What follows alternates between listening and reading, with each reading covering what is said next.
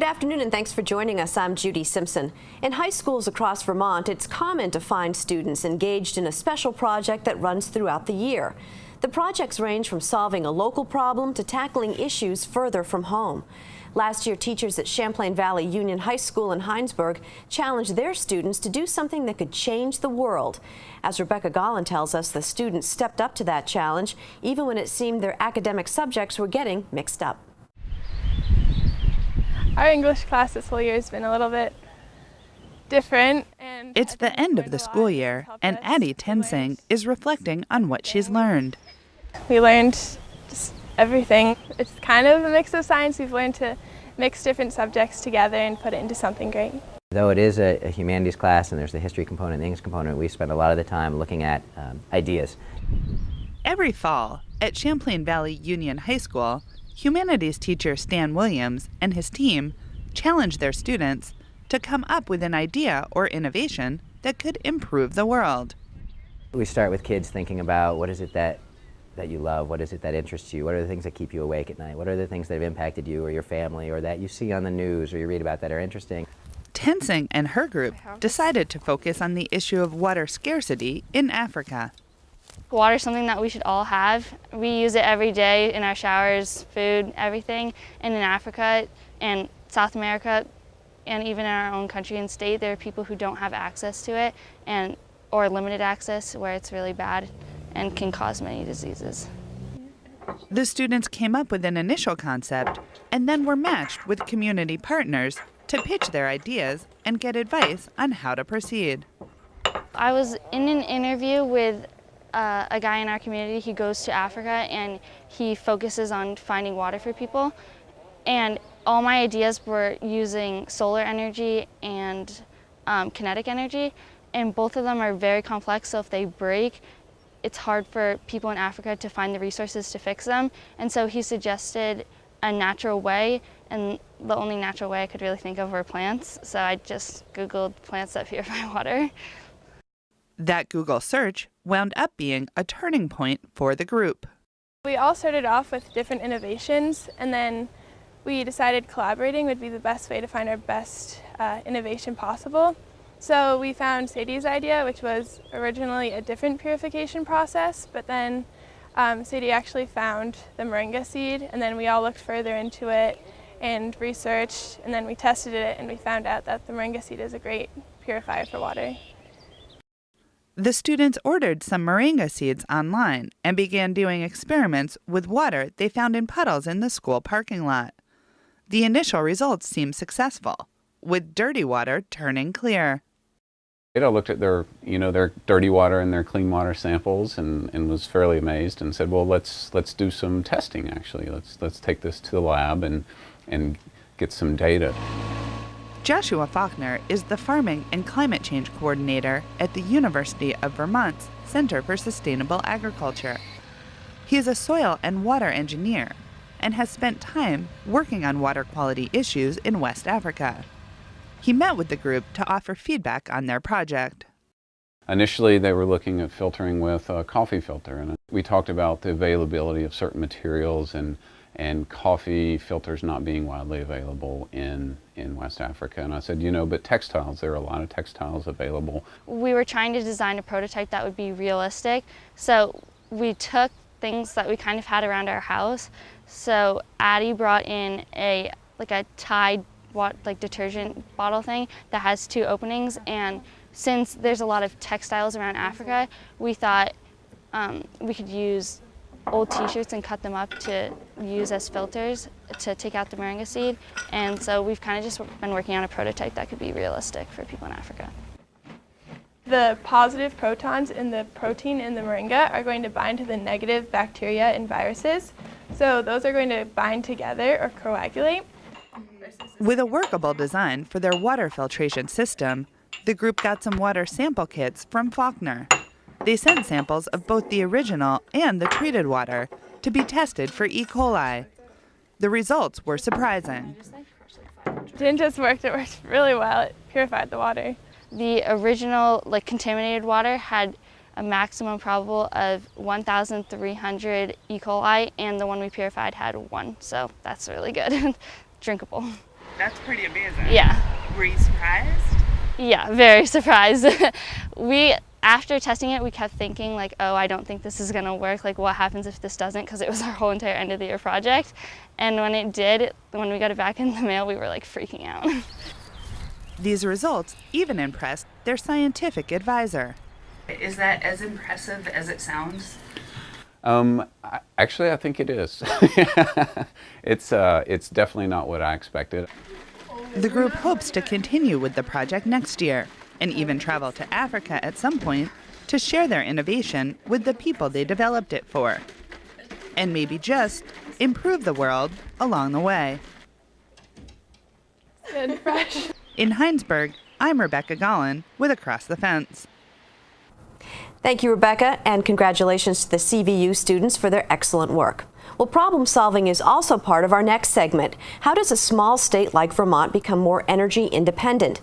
UVM Extension is helping farmers utilize Vermont-based energy, particularly in the form of biomass technologies like wood or grass. Local energy and a feat of engineering are now allowing the Vermont Farmers Food Center in Rutland to literally fuel themselves. Across the Fence's Keith Silva tells us about food, fuel, and farming. It's in some ways an old community store. It's not just a shopping place, but it's where people come to catch up on the week's activities.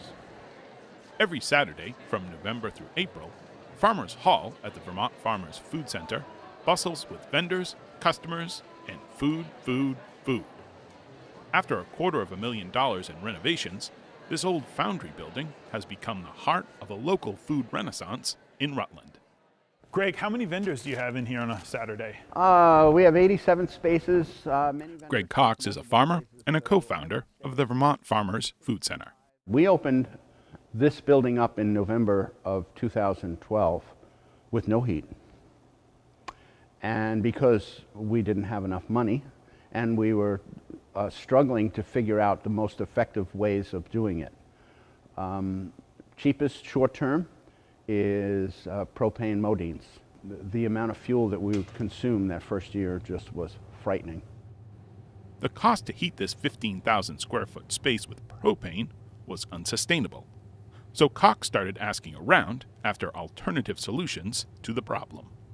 I met Chris Callahan, and he was the first agricultural engineer in the state, attached with UVM, and we started conversations. He loved the project, and right around a year ago, there was the potential for some grant funds to put in a biomass boiler. The boiler itself was designed in Austria. It's currently being built in Troy, New York. Instead of using fuel oil like propane, a biomass boiler uses wood chips or wood pellets, and in some cases, grass pucks. Biomass boilers like this, that can burn a variety of fuels, don't come cheap. The multi-fuel biomass boiler comes at a premium. A comparable propane unit heater would be about $3,000. A comparable fuel oil boiler would be about $5,000, and this unit is about $55,000.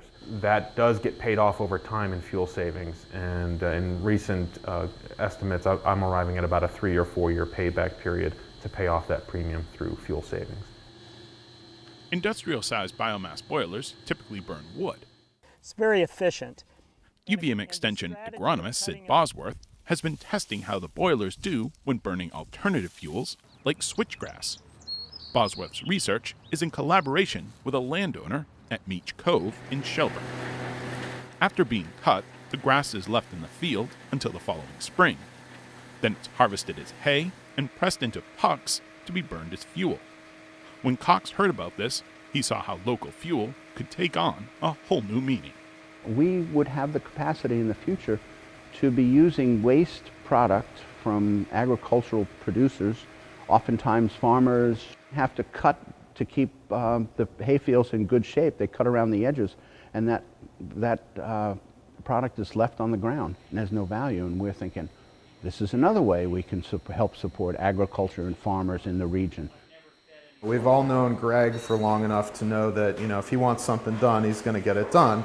So if we were going to hitch our wagon to anybody around here, this was the place to do it. Jackson Whelan is the co-owner of Vermont Maple Sriracha. His business is the first tenant in Farmers Hall, where they've built a kitchen to manufacture a line of Sriracha-flavored cashews. For Whelan, having to pay for fuel oil is, well, nuts. I would love to give you all the nice, flowery, good-feeling things about local and sustainable, but at the end of the day, it's really helpful for our bottom line because it's a much more stable price than propane. So we realize right now, this winter, we're riding out an artificially low dip in propane prices. So next year, what we're paying for gas may be twice what we're paying this year. We're reasonably assured that biomass is going to be a steady increase instead of these spikes and valleys. But at the end of the day, I mean, it just makes sense from a business standpoint to hook into that boiler that's out there producing heat from renewable resources with a stable price. Like the price of gasoline, the cost of propane can fluctuate drastically. A biomass boiler offers a business owner more control, which keeps more money in their pockets. 10 years ago, I would have never predicted propane would be below $1 per gallon for a wholesale purchase, and that's roughly where we're at right now, and that's surprising to most people. So yeah, fossil fuels are at a relatively low price point right now, and it does make biomass systems very difficult to pencil out. But taking the longer view, I don't think anybody thinks that we're going to stay at the propane prices we're at right now.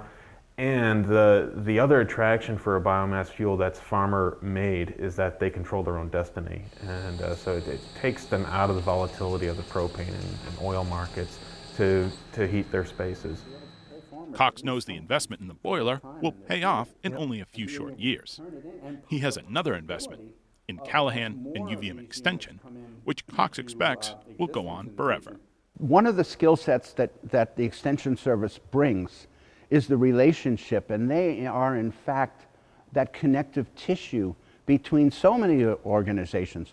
The chances of us realizing that there were funds out there for a project like this were little or none, because most of the farmers, most of the producers, and even many people in the community are not aware of the resources that are available. And sometimes it's not just what you know, it's who you know and how to put it together. The amount of hours that Chris spent on this project, it's just unbelievable. He was here anytime we needed him for whatever was going wrong, and really kind of actually pushed us in a lot of ways to make sure that we knew what we were doing, that this is how it was going to go.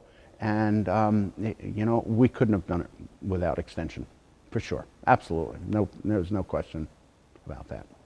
One of the main drivers for me is really supporting farmers and food-related organizations to do what it is they want to do.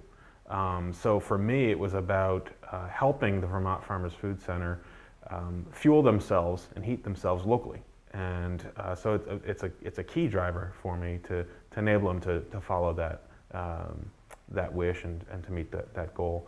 It's also part of what Extension does, tying together the research. So the field research that Sid Bosworth and our other agronomists have done looking at the perennial grass crops to actually make fuels out of, tying that together with some of the combustion testing we've done with Meach Cove and Chris Davis up in Shelburne, to then have that all come together and support another installation which demonstrates the local sourcing for local heating is really what we're all about.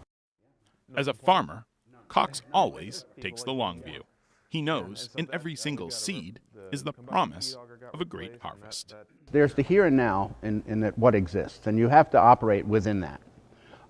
But you have to understand the potential of what the future can bring. We're like a new farmer. We have there's a lot of money going out the door, and we have to make sure that it's spent well. This was absolutely money well spent. In more ways than one, it's local food that's fueling a revival at the Vermont Farmers Food Center in Rutland. In Rutland, I'm Keith Silva with Across the Fence. Thank you, Keith. Well, funding for that project came from the Farmers Food Center, the Vermont Bioenergy Initiative, and the Agency of Agriculture, Food and Markets. That's our program for today. Thanks for joining us. I'm Judy Simpson. I'll see you again next time on Across the Fence.